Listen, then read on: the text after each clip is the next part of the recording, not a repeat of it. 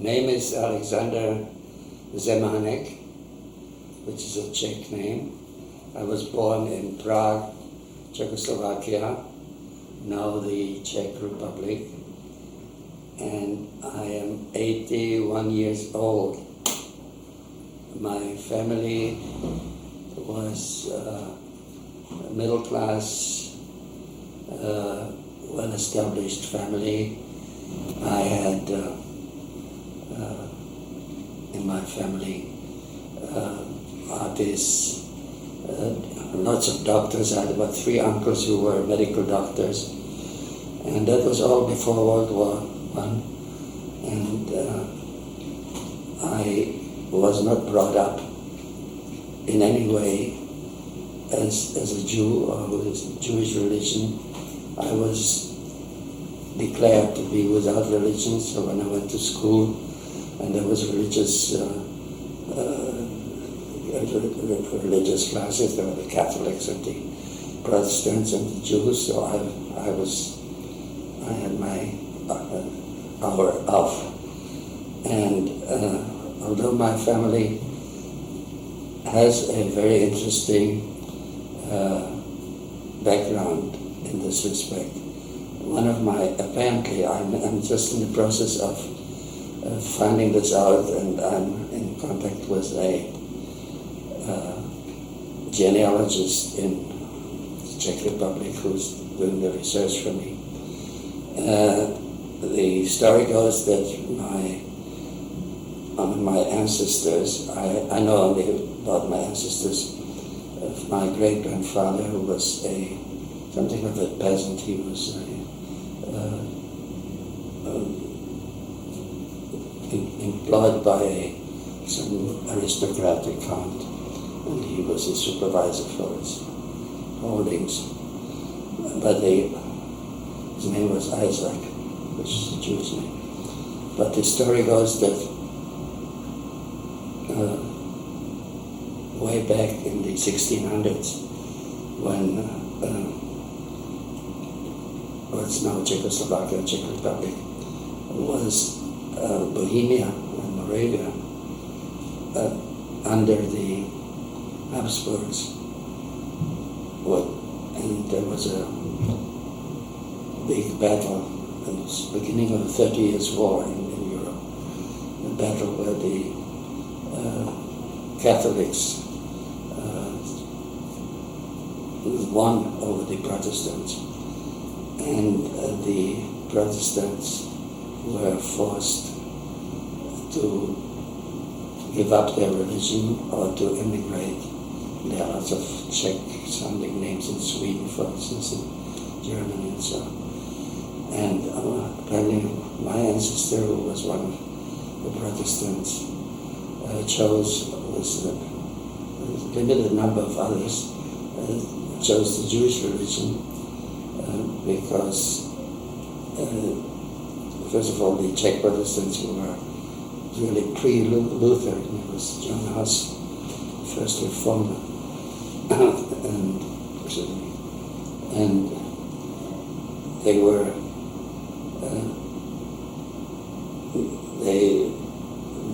talking about my ancestor, that he was one of those who preferred to accept Jewish religion, only not to have to accept Catholic religion. And by that he saved his own, whatever he owned. And the name Zemanek means somebody of a small, lowest nobility. So that's how the story goes, and I don't know if that's true, but I'll soon find out. So I wasn't, my grandfather apparently was a very observant Jew. From my father's side, from my mother's side, I don't know. But he died before I was born, and my grandmother's widow was observant, but not very much so. From what I remember, she used to go in the synagogue for the high holidays, that was all. I wasn't brought up at all as a Jew. And as a matter of fact, my parents had Jewish friends and they had non-Jewish friends. And we, up to the advent of Hitler, I don't remember that I had any feeling of any discrimination. And people, of course, people who I went to school with, or my parents' friends, knew who was Jewish and who was not. So there was a peculiar situation in Czechoslovakia, in which, again, I have to go into history. The Jews of what later became Czechoslovakia were never expelled from their original homelands like the Jews in Germany, in the Rhineland, who in the early Middle Ages were expelled by Crusaders and so on, by pogroms, and they settled in Poland because at the time there was a king there who was sympathetic to them and who needed their skills or something. And this is why the Polish Jews and the Russian Jews speak Yiddish, and it was never spoken not even historically in Czechoslovakia, because the Jews were, according to historical data, I know, and there's a very interesting book about this being published only recently in Prague. The first witness of a Jewish settlement in what is today Prague has been an Arab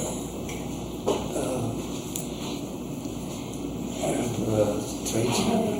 May I ask you to speak a little bit louder? Louder, okay. Excuse me.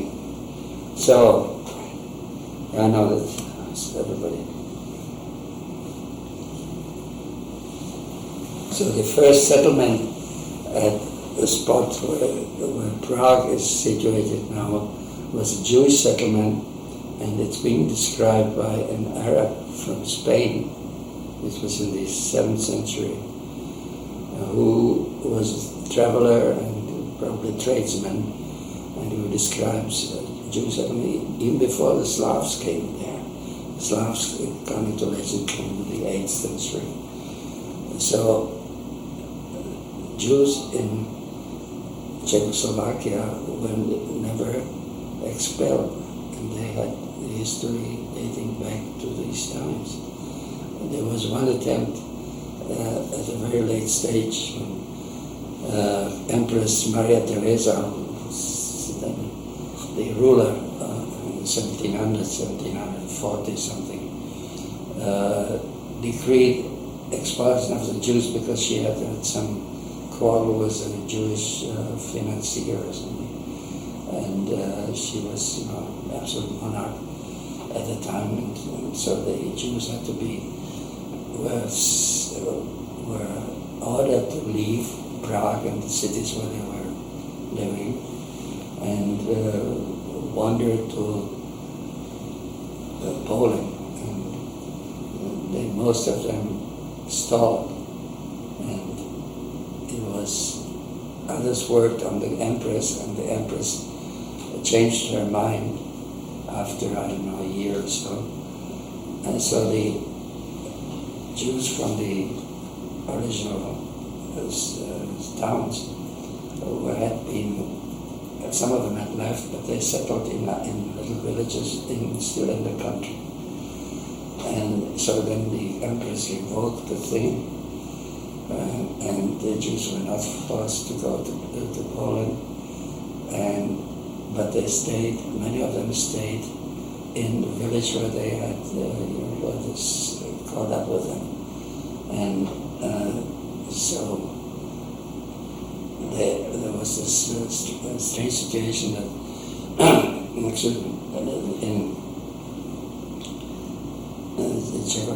Czechoslovakia there was not a shtetl system like in Poland, but there were villages and little towns where there were 1, 2 Jewish families who were, of course, the discriminated against, because then the anti-Semitism was mainly religious, but who were free to go into certain professions which others were not free to, were not able to. So it happens that my mother's father, my maternal grandfather, came from such a little town, and his family had been settled there for generations. And this, from what I know, because he also died before I was born, I don't think they were very I don't think they were very religious. I'm sorry, my voice is decrepit.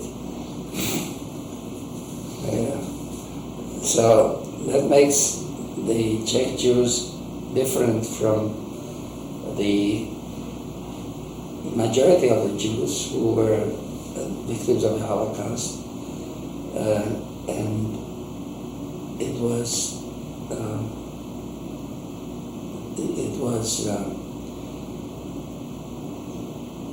not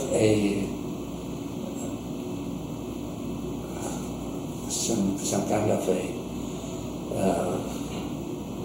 direct assault in war times, but of armies coming in as the Jews in Poland were historically used to. I mean, that had happened every time there was some wars, the Jews were the first victims. And in Czechoslovakia, the Jews were more kind of adapted and assimilated to their surroundings way back. Then of course, there was a new anti-Semitism which arose in the 1800s, when the Jews were given equality by the then emperor. If anybody saw the movie Amadeus, it was the emperor who was one of the figures there who supports Mozart. He was the emperor who was a great liberal, and he gave freedom to the Jews and the Protestants, which had suppressed. So in other words, Jewishness was considered more of a religion, and this is how I was brought up, and how I consider. I knew some of my friends at school friends went to synagogue, some went to church. And this is also, this whole history is also a reason why Yiddish is not spoken in Czechoslovakia, and it's kind of different, because the majority, as I understand it, the majority of Jews in the United States is of that origin, of the East European origin, and young people, young Jewish people here, that was my experience, think of the Holocaust victims as somebody who looked like their grandfather or great-grandfather, with pies and the kaftan and so on. But we didn't have that, because the emancipation of the Jews in Czechoslovakia, or in what was later Czechoslovakia, began much sooner. So that my generation, the generation of my parents, and even of my grandfather was worked for the first insurance company, which was Italian, because the Italians in Central Europe or in Europe invented the insurance business, and they had part of Italy belonged also to Austria-Hungary, and that's where they came from. So my grandfather really introduced that in Prague, and he was very probably wealthy, I don't know. He owned bought an apartment house, which my grandmother was the landlady and collecting the rent there. And my father was a, I would say, opera singer manqué. He had a beautiful voice, and he wanted to study singing, which he did for a while, but his grandfather didn't allow it. But his older brother was also a musician, and he studied medicine. He had to study medicine because my grandfather didn't allow him to study. What happened to you when the war began? Yeah, I'm getting there. Now, I just wanted to kind of show the background of when the war began. So we knew what was happening in Germany, and everybody was afraid of the Nazis of Germany occupying or taking Czechoslovakia, which they did in pieces, first in Munich with the Sudetenland, and then 6 months later in March 1939 they occupied Prague. So at that time I was then 17 or something. I didn't care much, as I remember, and the kids, my friends who were making fun of them, were making fun of the Germans, and we didn't know that this was getting very serious. My father apparently knew, but it was too late for him to. Many of his friends tried to emigrate, and he somehow didn't do anything for that. And so what happened then was that was 39, and immediately in 39, when the Germans took over the government, and they had a puppet government of Czech, collaborated Czechs. This was before the war, right? This was before the war started, yeah.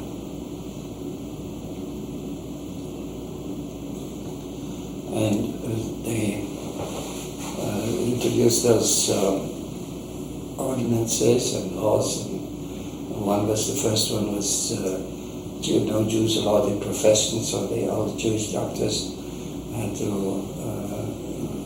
not allowed to treat non-Jewish patients, they were allowed to treat Jewish patients in the beginning. Lawyers, other professionals. And then it went on in every place of employment, in any company, office, and so on.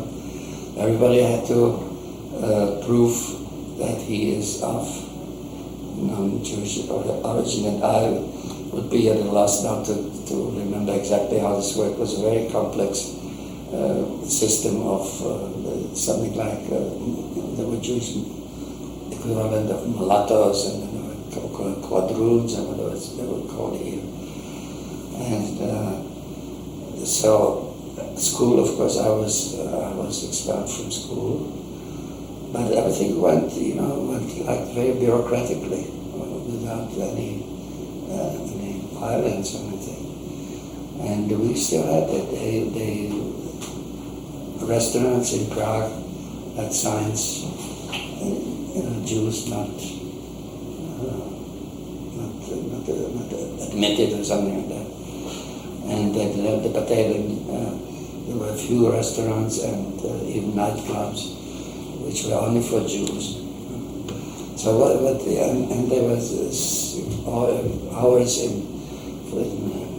markets and food shop, and Jews could shop only in a certain time of the day. Then there were coupons for, the Germans introduced coupons for food, and Jews got fewer in the others. And there were certain streets Jews were not allowed to run, and later on, radios, Jews were not allowed to have radios, and it was step by step until the end of 41.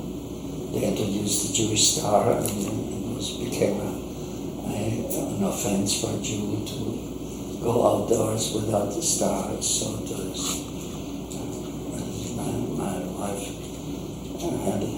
was saved, but I can't find it. It was a yellow star made of cloth with the word Jude on it, which means Jew in German. So it went step by step.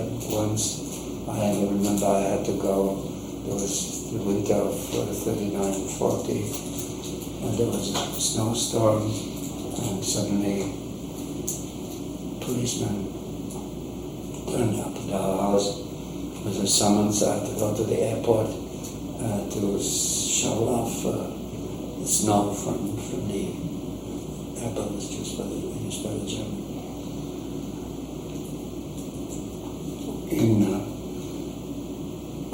My parents were probably still thinking that I could be saved somehow, so they let me learn a trade. I was making, what do you call it? I learned to make cartons for boxes, paper boxes.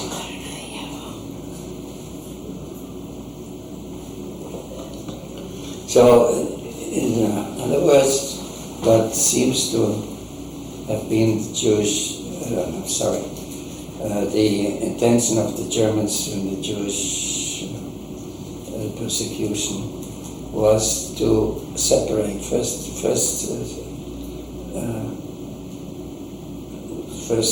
step was to separate the Jews from the rest of the population. Now, that was not so easy in Czechoslovakia, because as I remember, that there were lots of acts of solidarity with Jews. For instance, Jews were not allowed to ride the streetcar only in the mass. There were two wagons, so in the rear of the second wagon, and Jews had to get up.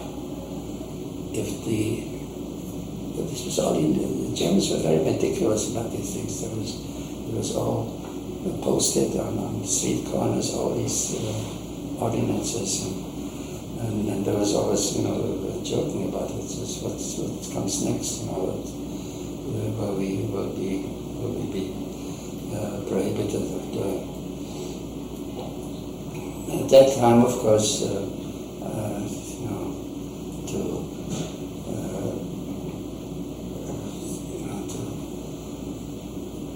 back to my what I said at the beginning.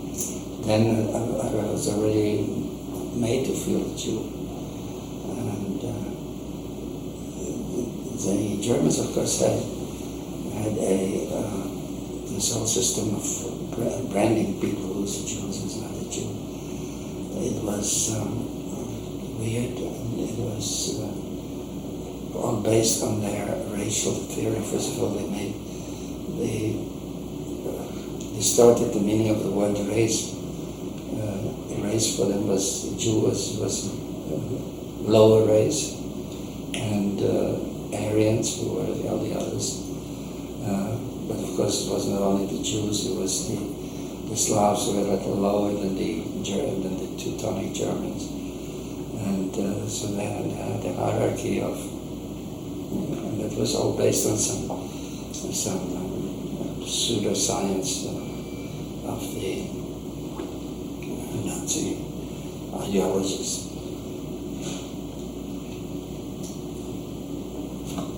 So when finally the deportation started, and that again, it was very simple. It was very easy for the Nazis.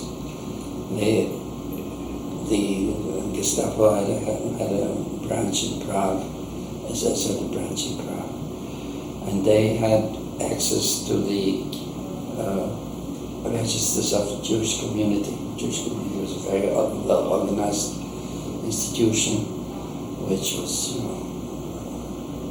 first of all, a register of birth, and it was helping the poor people and organizing funerals and So everybody who was born a Jew was registered there.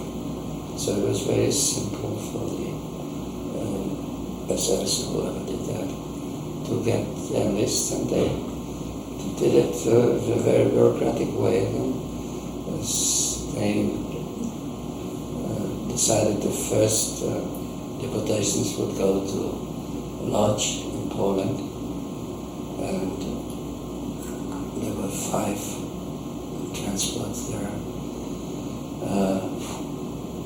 each on exactly 1,000 people.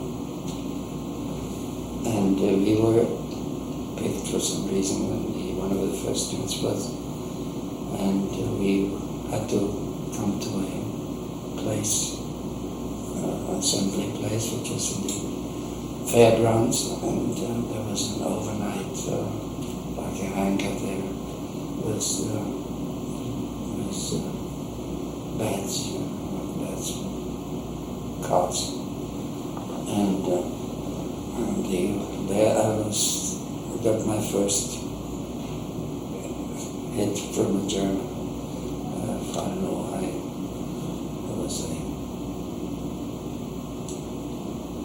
Then the Germans had this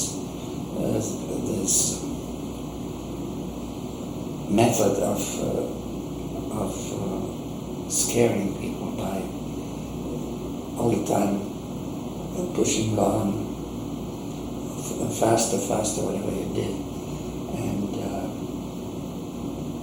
I should say here in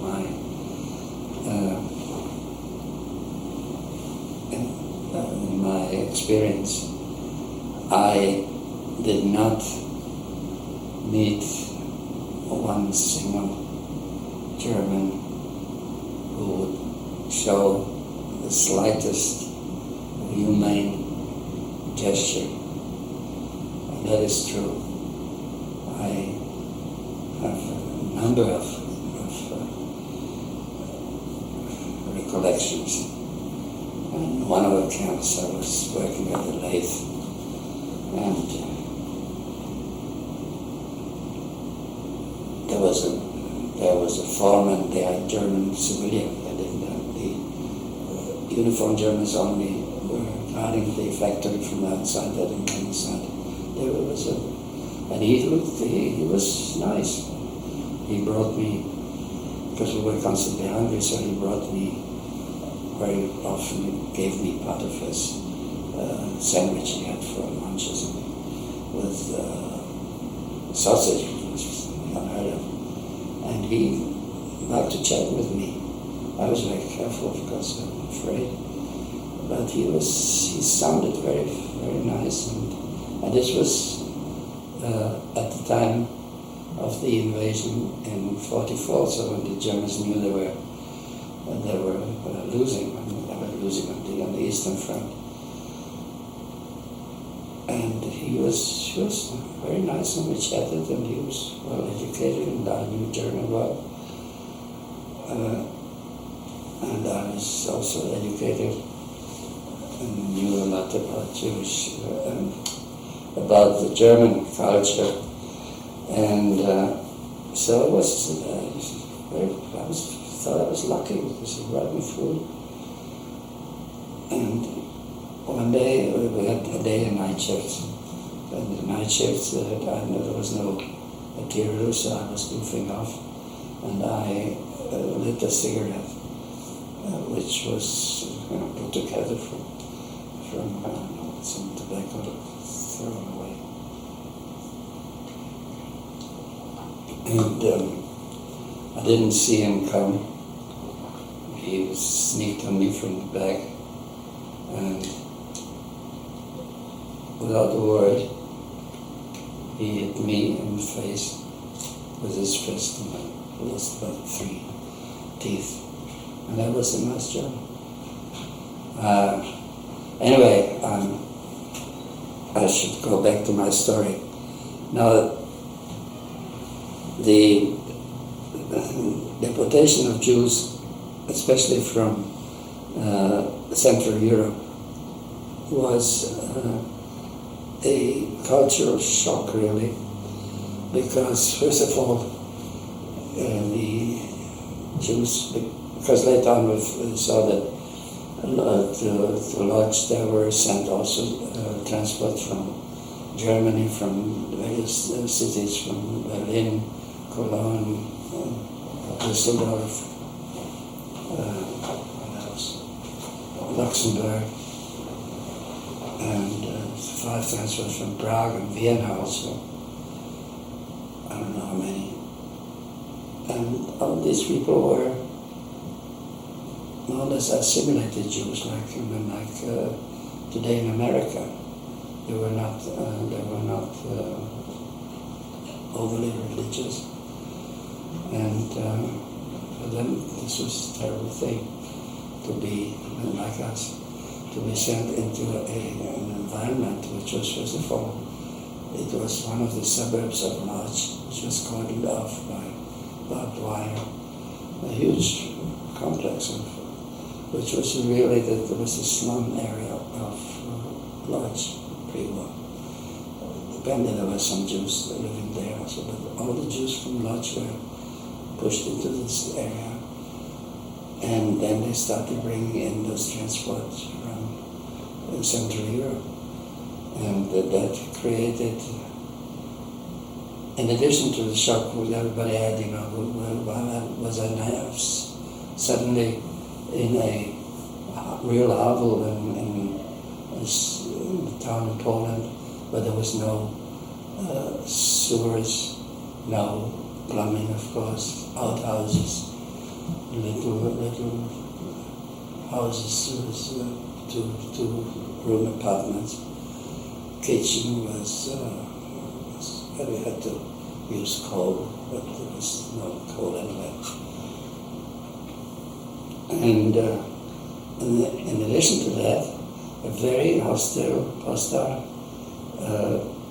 population, because the Jews who were already there and they, of course, didn't like us. First of all, when we came in,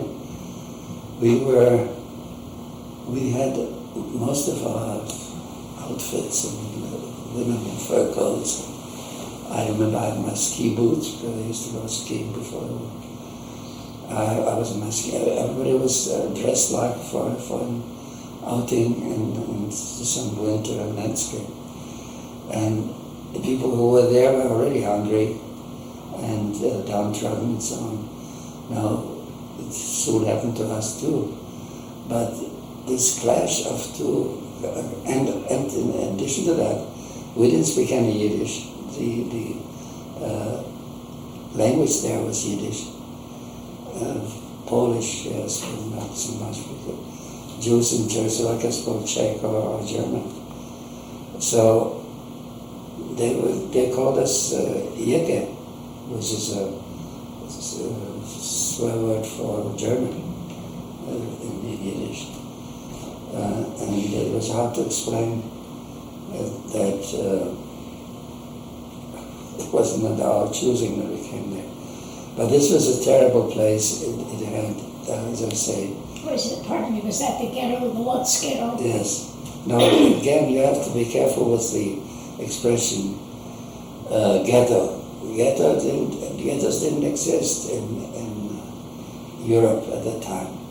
In the meaning, like you say, a black ghetto here, it means a town or part of a town where only these people live. The notion of ghetto was recreated by the Nazis. And they created a ghetto in Warsaw. This was the famous one where they had the uprising. There was no uprising in Lodz. And some larger cities in Poland there were ghettos. And then they had later on the Jews from Czechoslovakia were brought to Terezin or Theresienstadt, which is near Prague, which was also called a ghetto. But the word ghetto here is invented by the Germans. It was not a ghetto where these people had always lived. They were just pushed inside. And so, of course, there was less and less food there. There were no, absolutely no doctors. My father had a friend there who was a medical doctor who was already prohibited from practicing before we left. But it had absolutely no medicine or something. There was no hospital. There was no work for the older people. I was hired as a head of fire brigade, or whatever they call it, for the ghetto. And I was the younger people who were hired there. And we got a uniform, hat, and we had to go for sort of exercises and watch certain parts of the... Anyway, so that made me a little better off because we got more soups. In the end, everything boiled down to soup. There was people who were employed, I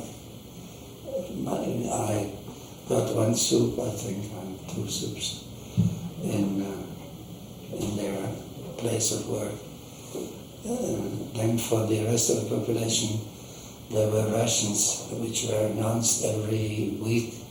For the next week, it was posted. Next week, you get 2 grams of butter, not butter, margarine. And there was mainly potatoes, but there wasn't enough. And everything was counted in bread. Bread was the most valuable, and you could buy a loaf of bread because the bakers who were in the ghetto bakery, they sold some on the black. There was a black market there, and especially we, the new ones, who still had things. So I remember we exchanged. My mother exchanged a fur coat for some food, and I don't know the details, but it was. I knew the details, but I just don't recall it. And so we lived there.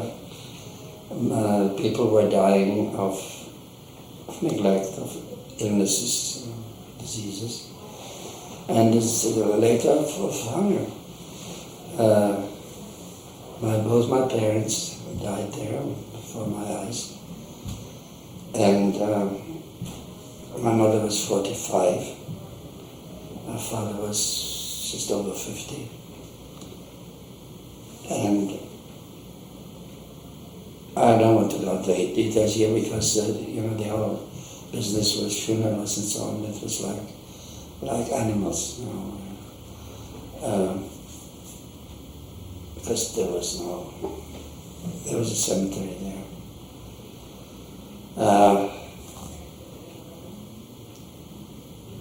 And I just went on.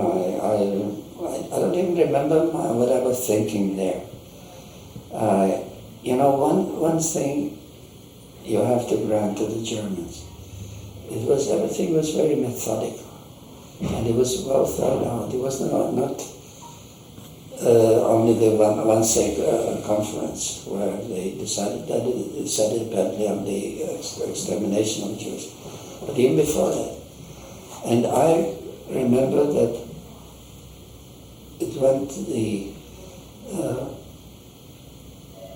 psychology at that time, or whatever you call it, was such that we were,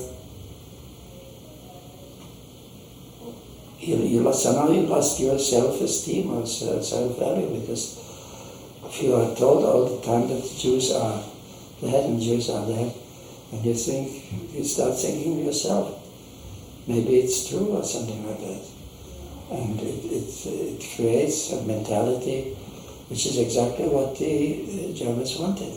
And this was done by the very gradual but very methodical treatment of the Jews after was seen in Germany. So fortunately, I really don't remember details of that. Even if I remember, I would want to speak about them. I saw lots of dead people in the streets, and also they had occasionally the Germans SS came into the ghetto, and everybody had to go in front of his house, and they picked people like that to go to the wife was not the husband stayed, the wife was what criteria these nice people had. And they put them on trucks and we'll never see them again. And after the war, we learned that they had, this was before they had the gas chambers in Auschwitz and in Treblinka. They put them in some converted buses and they put the exhaust pipes on. I know my mother's friend was there.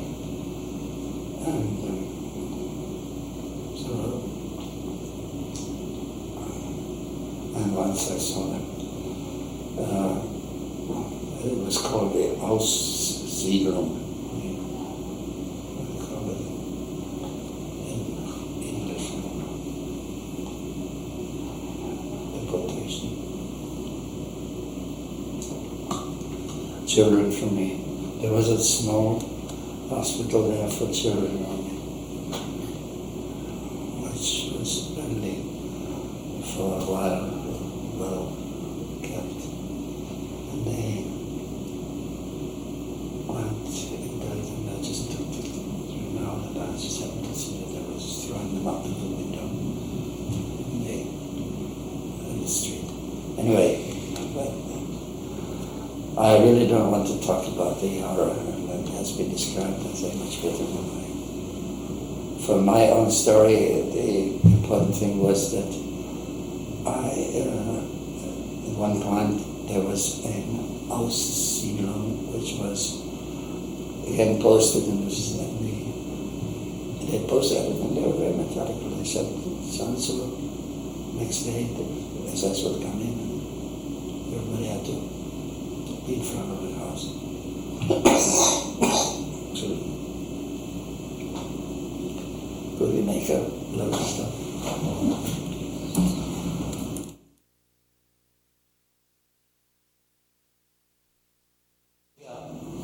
Yeah, so I had a streak of luck. You know, I have to say that survival was really only luck, because it was absolutely, there was nothing you could do for your survival, bring it about. It was just luck, where you were at a certain time and what were the circumstances there. I was really, you know, in a very bad state after my parents died, and I still had a job with the fireman. And there was a friend of mine who was from Prague also, who, I don't know what he did, I don't remember what he did in the ghetto, but he was somewhere in the administration. And I just happened to meet him in the street. You know, we were free to go around in the ghetto streets. And he told me that this particular deportation for which one had to, there was concerned people of a certain age group, that he knew for sure that this was for work, because the Germans always said that all these deportations from the ghetto were for work, but it started being for being killed, but this was, and I was really desperate, and I just said, okay, and I wasn't supposed to, it didn't affect me, the age group or something, I don't remember exactly, but I volunteered, and I took somebody that was the intermediary, and I took the identity of a guy who was very rich in the ghetto because he was a baker, and he was, he was fat, and everybody else was was starving, and somebody arranged it, I don't remember. So I moved into his house. He went into hiding somewhere together, and they gave me a loaf of bread for the change, which was an unheard of thing. This was, we had like a quarter of a loaf for a week or something. And there were these bread loaves, these European loaves. Anyway, so I did that, and there was a collection place in the prison, the ghetto had a prison also, and they had a court of law. And the prison was the collection for that particular deportation. That went very, sorry, am I on? Yeah. That went very easily. I was drafted, put on a list under my own name, and next morning we were put on railroad cars and cattle cars and brought somewhere. We didn't know where we were going, and it was one of those cattle car rides which wasn't pleasant at all. But that has been described too. I don't want to go into details. But anyway, we survived that. And the next day, I think, we arrived in a place called Skażysko Kamienia, which was the Polish, pre-war Polish government ammunition factory, which was taken over by the Germans. And it was a relatively clean camp with cots and so on. And we got more food, and I was there. They trained us, trained me to work on the lathe.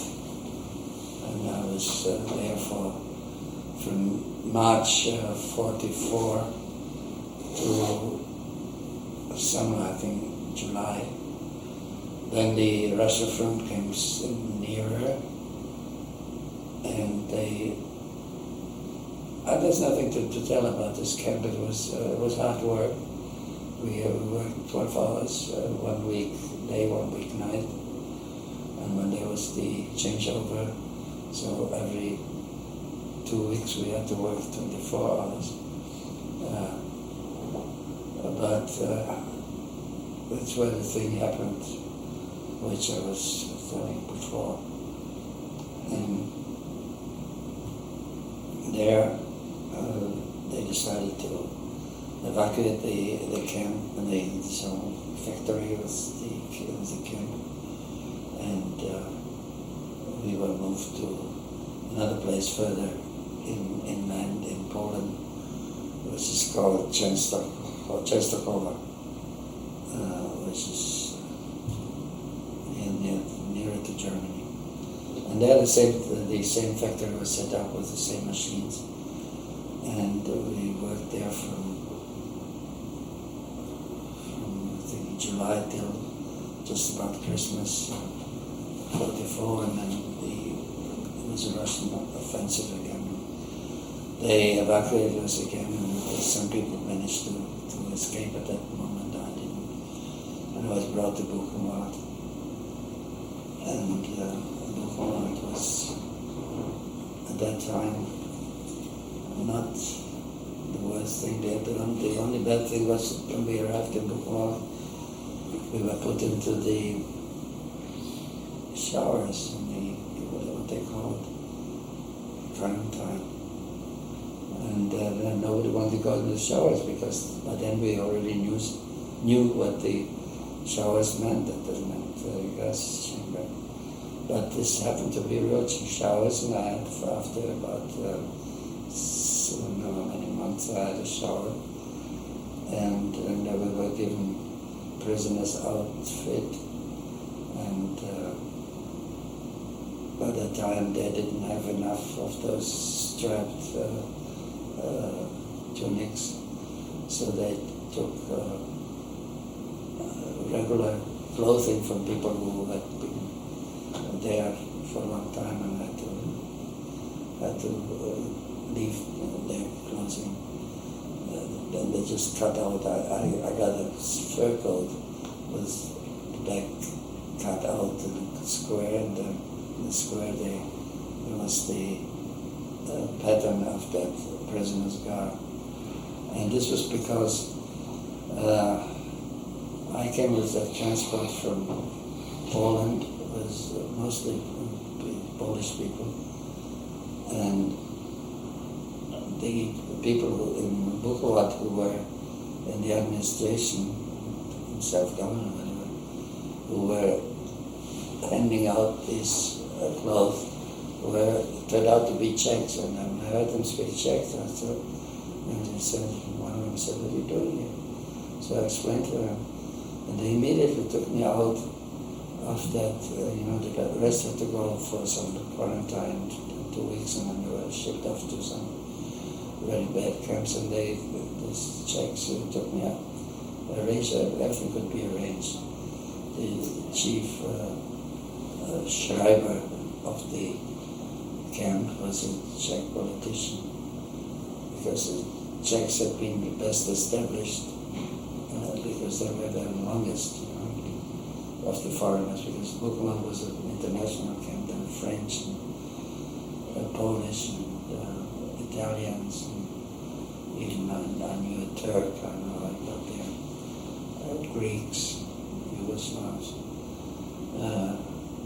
So I was put in one of the, what they call it, blocks, the housing units, which was Jewish, because the guy who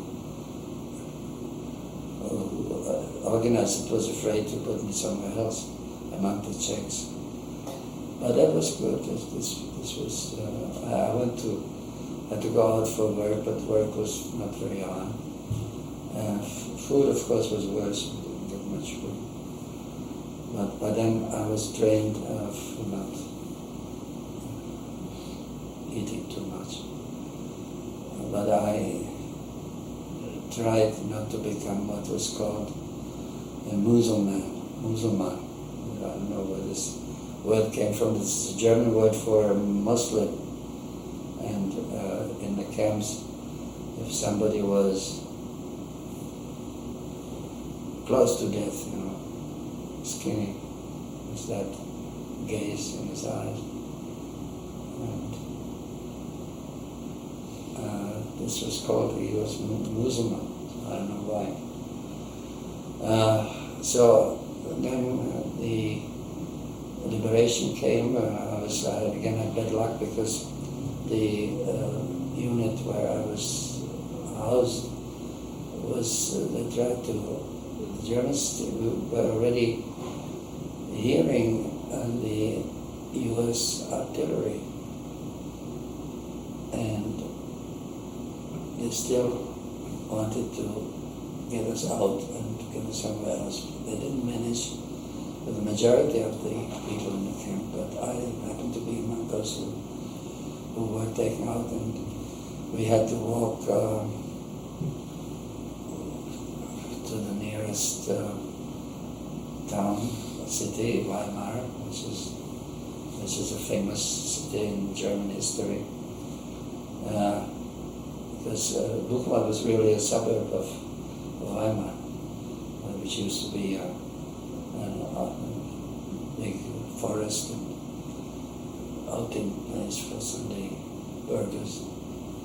Anyway, so we went and they put us into a train, and the train was immediately attacked by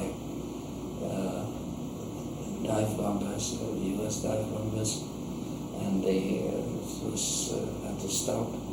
So they took us out, and all the SS were with us. They were also evacuating.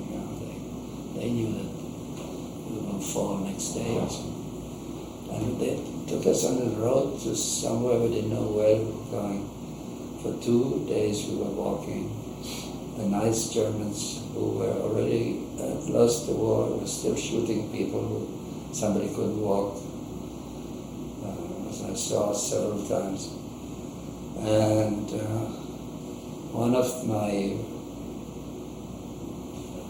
recollections is we were walking very slowly, and we knew that this was the end, but we couldn't do anything because the only SS were around us and they were walking with us. We were walking through a village, and there was a woman, German, who was at a pump. She was pumping water in a jar.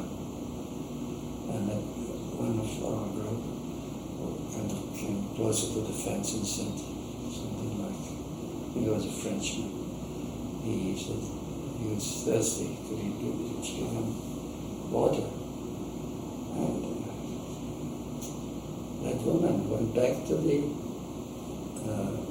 pump,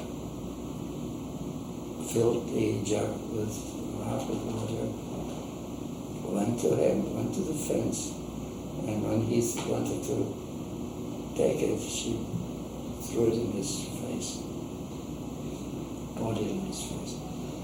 Anyway, these are the nice Germans. In that respect, I am really prejudiced because I didn't go to Berlin and kill somebody's grandmother. I should say that, so anyway, we went still another day, and I was, we were looking for food because we didn't get food. There was a certain day without any food and water. It was in April. It was the day Roosevelt died. And so we found raw potatoes, little potatoes in the field. Somebody tried to cook them. And I only remember I was exhausted, and I was dusk. And I sat down near the road and in the trench, and I must have fallen asleep. And there was when I woke up, when the road was clear, there were a few people lying around, like me. They were all alive. And what had happened, there was a German tank, shot into pieces.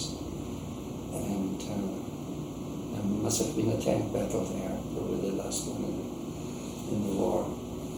Because we were in the territory which later became East Germany, because the US Army came much further than it was in the division in the outer. So we got up and a few others, and we were looking where we were. We didn't know whether we were in German territory or already liberated territory. So we walked some directions away, and met a couple of German soldiers who had white armbands, so that meant they had surrendered. But I don't know where they were going. They gave us, suddenly they were very friendly. And they knew who we were, and they gave us instructions to go to that next road. And so we came to a little town where everybody was hungry. That's what I remember. The only feeling I had was hungry, looking for something to eat. And so we said we'll go with a group of about 12 or 15 people of all different nationalities. There were Frenchmen, Poles, Czechs.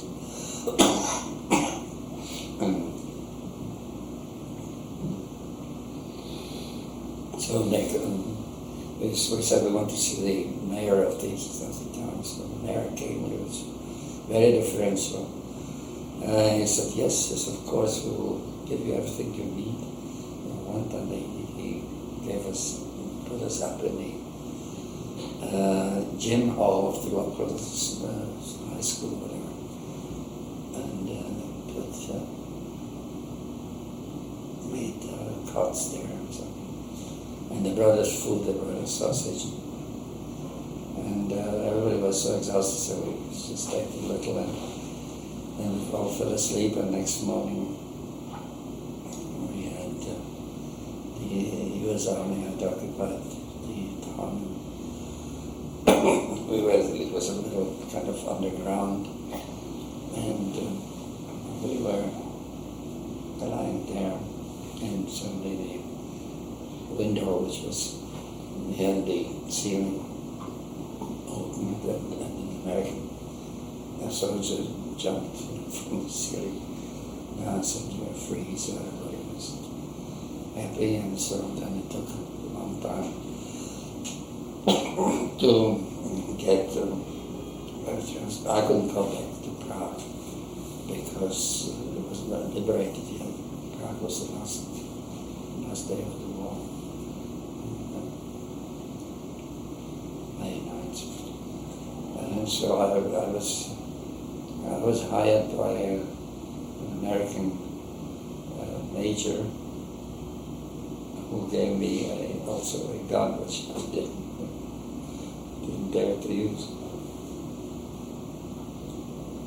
And I was a kind of interpreter for him because I knew some English. And I knew some of the other languages too. So I stayed with him in the UNRWA, which was you remember the UNRWA? The United Nations Relief and something organization, which was supposed to feed the war-hungry Europe. And they also had teams which were supposed to help people who were liberated from Auschwitz. And I was for a while in a DP camp, but only very shortly, because then that was I had a good time because I got lots of food and cigarettes. That's all I needed there. Then I got transportation back to Prague after the Prague was liberated. I had no one there because my parents had died. So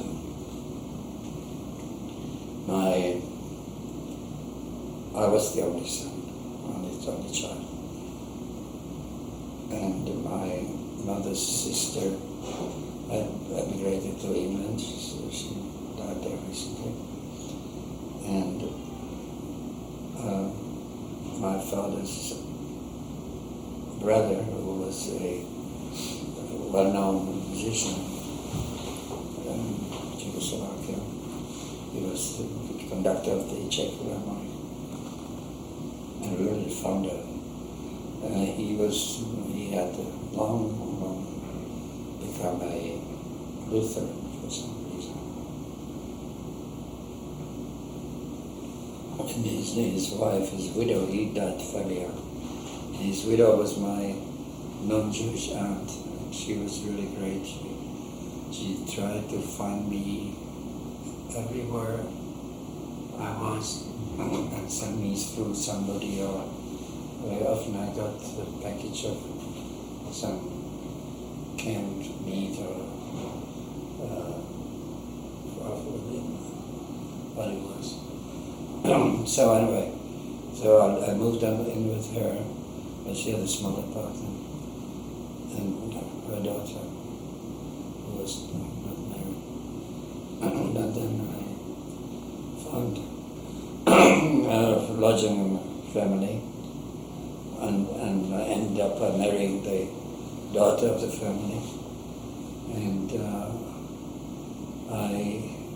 I was meant to become a medical doctor, which I never really liked very much, but it was much too late in life because I was at liberation. I was 24, and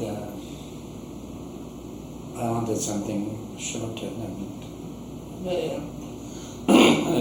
it didn't have the needs to study. So I went through a course, university course in journalism. I got a job in a news agency. Would you like to stop now, Alex? Yeah, no, I'll soon be done. I don't want to take time. No, I think you covered everything. Yeah, no, I just want to put an end to it. Some ending. And then, should be interesting how I got to America. I was, first I was all for the communists. I didn't know anything about them, but they were the Russians. The Russians were our liberators. And I didn't mind being there. Lots of my friends who said, no, there's no future, and they tried to leave. And I was, I gave them benefit of my doubt. And so the communists came to power very soon after the war. And I stayed there. I was, because of my knowledge of languages, I was basically a translator, but also wrote international politics. And but soon enough I recognized what that meant, that regime. So I was trying to get out. And because I was considered a special case because of my wartime suffering, so I was given, I was allowed to go on certain assignments abroad, and I was once also at the United Nations in New York. Yeah, I managed to arrange for myself. With the help of some very good people. Incidentally, one of the people was Bush #1, who really helped me a lot. And before I became president, he was, for a while, he was a representative at the UN, United States representative UN. And he helped me through the immigration problems, because it was very complex.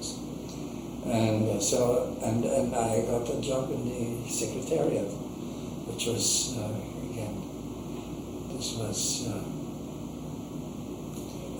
Gutant, who was the Secretary General. And he needed because there was supposed to be an equilibrium of employees from all countries, and then at that time from East and West. And they didn't have anybody from the Eastern Bloc in the press section of the Office of Public Information. Are you saying you worked for the UN? Yes. You worked for UTHON. I worked for the Secretary of the United Nations. What was it? He was the Secretary General of the United Nations. Yeah. And then... You were the Secretary General? No, he worked for the Secretary, UTHON. The 50s. Cambodian. UTHON. UTHON was... No, it was Burmese. Yeah. Burmese, right. I think that's a good place to stop. Yeah? Yeah, I tell you why, because we have a certain amount of time, Okay. and It's all yours. I'm not Russian, I'm Polish. so, and I think you covered everything, Alex. Thank you, Al.